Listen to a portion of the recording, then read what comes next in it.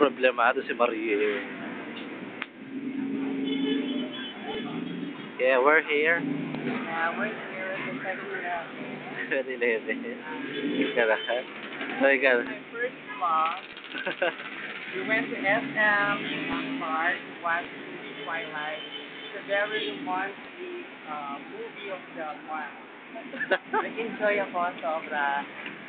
But then again, suddenly, kind of stress. Kaya nga, Having a partner in life.